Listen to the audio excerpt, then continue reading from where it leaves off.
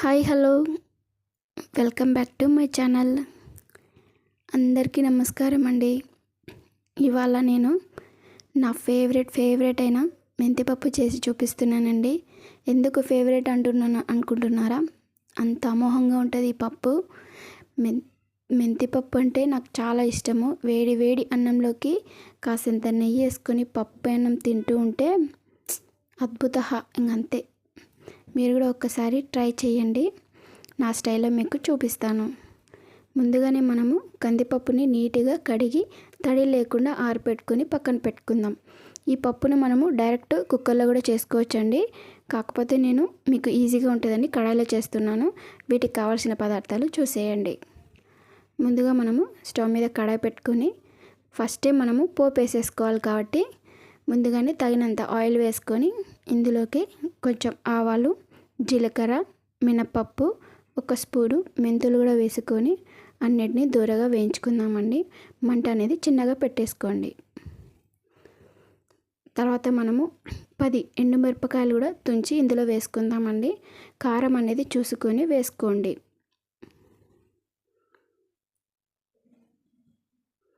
మనము ముందుగానే అన్నీ వీటికి కావాల్సిన పదార్థాలు రెడీగా ఉంచుకుంటే మనము వెంటనే అన్నీ వేసేసుకోవచ్చండి.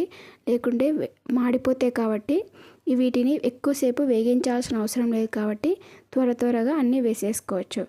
ఇప్పుడు ఇందులోని పొట్టి తీసినటువంటి వెల్లిపాయలు కూడా వేసుకొని ఒక 5-6 వేయించేసుకుందాం. ఇప్పుడు ఒక పెద్ద సైజు ఉల్లిపాయని తీసుకొని కట్ చేసుకొని ఇందులో వేసుకుందాము. వీటిని కొంచెం వేగిన తర్వాత కొంచెం కరివేపాకు కూడా వేసేసుకుందాం. ఇప్పుడు కడిగినటువంటి కందిపప్పును కూడా ఇందులో వేసుకుందామండి. తడి లేకుండా చూసుకొని వేసేసుకుందాం. ఈ కందిపప్పు రంగు మారేంత వరకు వేయించుకుందామండి. ఈ మెంతిపప్పుకి కందిపప్పు ఇలాగ చక్కగా అరోమా ఎంత మంచి స్మెల్ వస్తుందంటే చాలా మంచి స్మెల్ వస్తుందండి. ఈ పప్పు చేసిన రోజు ఇల్లంతా గుమగుమలాడిపోతూ ఉంటుందండి. మెంతిపప్పు అంత రుచిగా ఉంటుంది. మీరు కూడా ఒకసారి ట్రై చేయండి. ఎందుకు ఇన్నిసార్లు చెప్తున్నాను అనుకుంటున్నారా? అంత అమోఘంగా ఉంటుంది ఈ పప్పు. చూసారా, రంగు మారిపోయింది కదా. ఇప్పుడు స్టవ్ ఆపేసుకుందాము. ఇప్పుడు ఒక టమోటా కట్ చేసుకొని ముక్కలు వేసేసుకుందామండి. ఇందులోకి ఒక 1/2 స్పూను ధనియాల పొడి వేసుకుందాం. మనం డైరెక్ట్ ధనియాలు కూడా వేసుకోవచ్చండి. నేను ధనియాల పొడి వేసాను. కొంచెం చింతపండు కూడా వేసుకుందాము.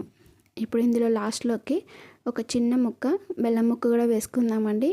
వీటన్నిటిని టేస్ట్ అనేది బ్యాలెన్స్ చేస్తుంది. చాలా టేస్ట్ బాగుంటుందండి బెల్లం వేయడం వల్ల.